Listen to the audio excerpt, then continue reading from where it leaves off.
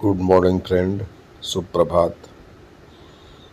आज आपको हम ले चलेंगे छोटी को छोड़ते हुए कॉलेज और आरा स्टेशन आपको घुमाएंगे।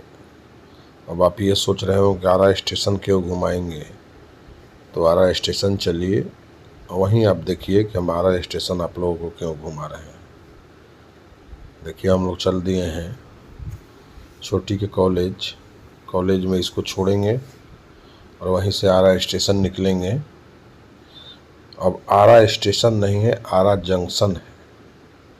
अब ये जानना जरूरी है कि ये जंक्शन क्यों है, स्टेशन क्यों नहीं है। बिहिया स्टेशन है, बक्सर स्टेशन है, पटना जंक्शन है, उसी तरह आरा जंक्शन है। तो ये हम आपको जंक्शन पर चल करके बताएंगे और क्यों जा रहे हैं आरा जंक्शन, तो ये भी हम लोग जाने। देखिए, छोटी को हम छोड़ चुके हैं और ये देखिए आ गए हैं आरा जंक्शन। ये आरा जंक्शन के बाहर का दृश्य है। ये अशोक सम्राट अशोक का इधर बना हुआ है और ये बहुत सुंदर लग रहा है। पहले से थोड़ा सा मॉडिफाई कर दिया गया है। देखने में पटना वाला जंक्शन भी इसी तरह बना दिया गया है और आरा वाला भी इसी तरह बना दिया गया है। अब ये हम आपको बताते हैं कि जंक्शन क्यों है। जंक्शन का मतलब ये हुआ कि जहाँ से तीन जगह की गाड़ियाँ खुलती है, वो जंक्शन हुआ। जैसे आरा से ही देखिए तो आरा से सासाराम के लिए खुलती है और इधर आरा बक्सर, मुगल सराय, पटना, तो तीन तरफ हो गया। एक्स्ट्रा लाइन फूटा हुआ है।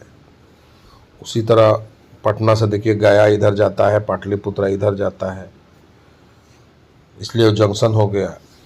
और बक्सर स्टेशन इसलिए है कि वो सीधा लाइन है, वहाँ अप और डाउन, एक्स्ट्रा लाइन नहीं है। तो ये आरा जंक्शन का दर्जा ये अंग्रेजों के समय से मिला हुआ है।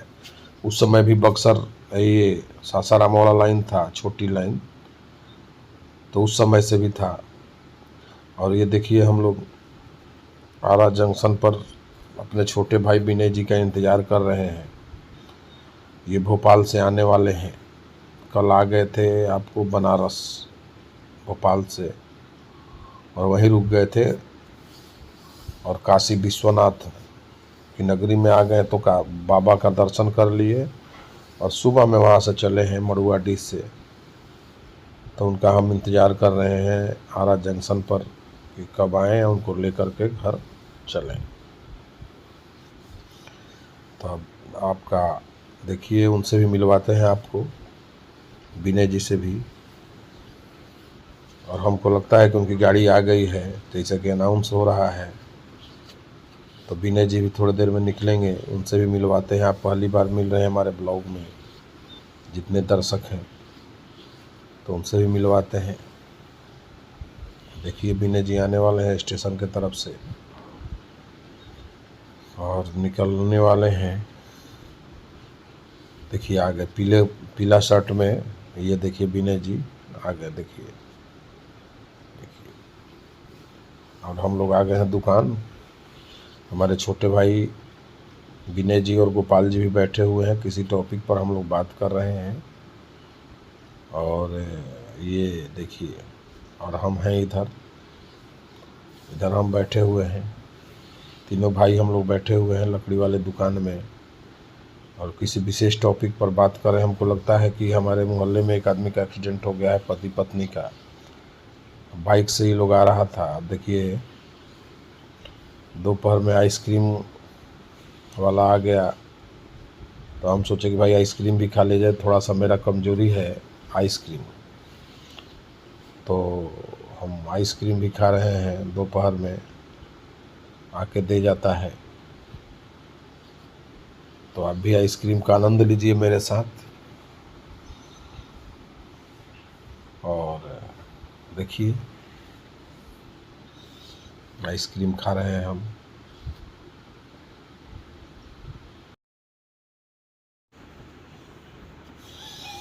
और ये देखिए हमारे दुकान के सामने ट्रैफिक पोस्ट है, क्योंकि 3 तरफ रास्ता जाता है तो यहाँ ट्रैफिक पोस्ट रखा गया है पुलिस विभाग की ओर से।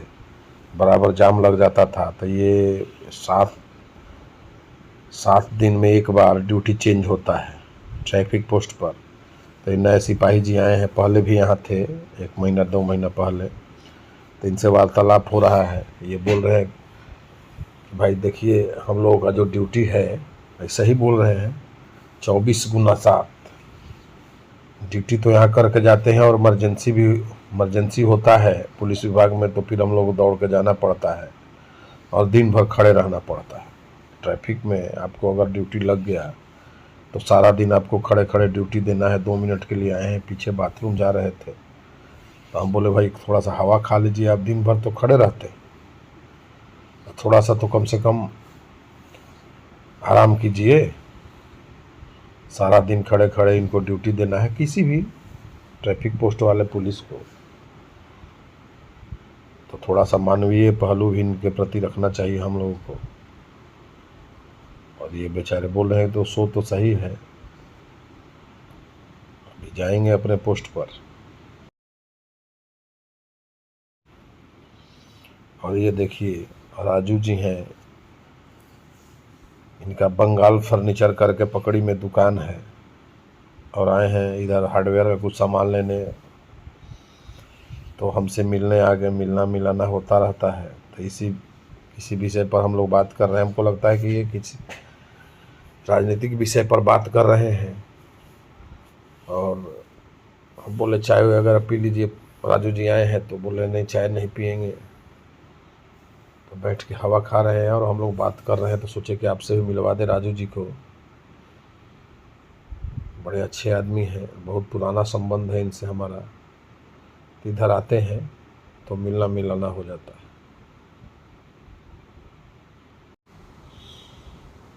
अब देखिए चाय वाले को बराबर आपको हम दिखाते हैं। प्रमोद जी हैं चाय वाले। तो देखिए ये लगे रहते हैं चाय में, और इनका भतीजा अभी केतली उठा के गया है, वो लगा रहता है। वो पढ़ के आता है, वो पढ़ाई भी करता है, और पढ़ के आता है तो फिर अपना यहाँ लगा रहता है। देखिए रोड पर इनका दुकान है, आंधी पानी आया दुकान बेचारे का बंद हो जाता है। रोड पर दुकान लगाए हैं बेचारे गरीब आदमी, और वही छोटा सा धूप से बचने के लिए त्रिपाल लगाए हुए हैं। तो इनका ये दुकान है, सुबह में लगा देते हैं और शाम में 6 साढ़े 6 7 बजे करीब यहाँ से ले जाते हैं, अपना दुकान हटा लेते हैं और फिर सुबह में लगा देते हैं। ये तो इनका दुकान हुआ। अब इनके बारे में आपको बताते हैं। इनका कमीनी हमको लगता है कि दिन भर में 400-500 रुपया या 700 जो कमाते होंगे, बहुत ज़्यादा तो नहीं होगा, चाय की दुकान है। लेकिन आदमी इतने अच्छे हैं, आपको बताते हैं। इनकी एक विशेषता है, जैसे मोदी जी जीते थे लोकसभा में, इनका मोदी जी के प्रति आस्था है।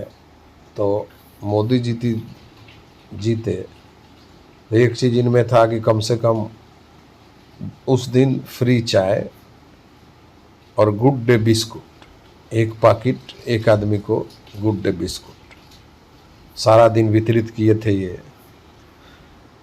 और देखिए इतना छोटा दुकान होते हुए और इस तरह का काम किया। इतना ही नहीं, ये नीतीश कुमार भी जीते विधानसभा में।